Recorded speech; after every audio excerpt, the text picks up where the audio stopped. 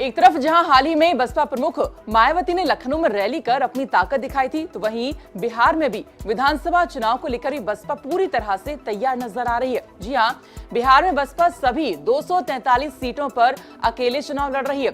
उम्मीदवारों की दूसरी सूची भी बसपा ने कल जारी कर दी थी। साथ ही साथ बसपा ने आज अपने स्टार प्रचारकों की भी लिस्ट जारी कर दी है। तो बसपा ने अपने 40 स्टार प्रचारकों की लिस्ट जारी कर दी और इसमें सबसे ऊपर आप यहाँ पर नाम देख सकते हैं। खुद यहाँ पर मायावती का नाम टॉप पर है। दूसरा अगर आप नाम देखेंगे तो आकाश आनंद जो है सूची में दूसरे नंबर पर है, और अगर आप तीसरे नंबर पर देखेंगे तो रामजीलाल गौतम का नाम तीसरे नंबर पर है। तो ये तो तीन है, कह सकते हैं मुख्य स्टार प्रचारक, लेकिन इसमें कुल मिलाकर 40 प्रचारक हैं जो कि बहुजन समाज पार्टी ने मैदान में उतार दिए हैं। वहीं हाल ही में जब लखनऊ में बसपा की रैली हुई थी तो मंच से मायावती ने बीजेपी की तारीफ की थी और सपा पर जमकर बरसी थी। मायावती ने सपा और बीजेपी की तुलना कर बीजेपी को ज्यादा बेहतर बताया था। मायावती ने बीएसपी सरकार के दौरान बनवाए गए स्मारकों की देखरेख करने के लिए उत्तर प्रदेश की मौजूदा बीजेपी सरकार का धन्यवाद किया और ये भी कहा कि योगी आदित्यनाथ के नेतृत्व वाली बीजेपी सरकार वैसे ही काम कर रही है जैसी उनकी सरकार में हुआ करता था, और जिसे समाजवादी पार्टी के शासन में अखिलेश यादव ने नजरअंदाज किया। मंच से मायावती ने समाजवादी पार्टी पर जमकर निशाना साधे थे और ये भी कहा था कि समाजवादी पार्टी का दोहरा चरित्र है।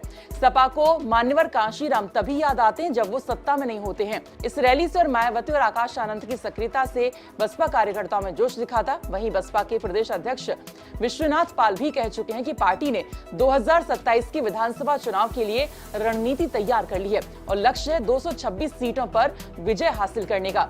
इसके लिए बूथ स्तर तक संगठन को सक्रिय किया जा रहा है। आज भी मायावती लखनऊ पार्टी कार्यालय पहुंची और कार्यकर्ताओं के साथ बैठक कर उन्हें संबोधित किया और इस दौरान कार्यकर्ताओं ने उत्साह के साथ कहा कि 2027 की तैयारी पूरी है, इस बार पीडीए की हवा निकाल दी जाएगी।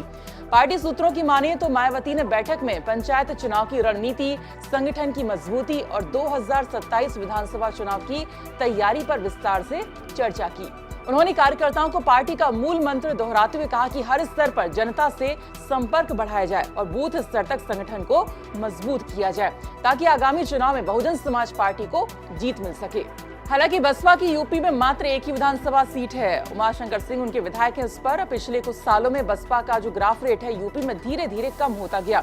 हालांकि अब देखना ये होगा कि यूपी में घटते ग्राफ के बीच बिहार में चुनावी मैदान में अकेले दम पर बसपा कितनी सीटों पर पांव जमा पाती है।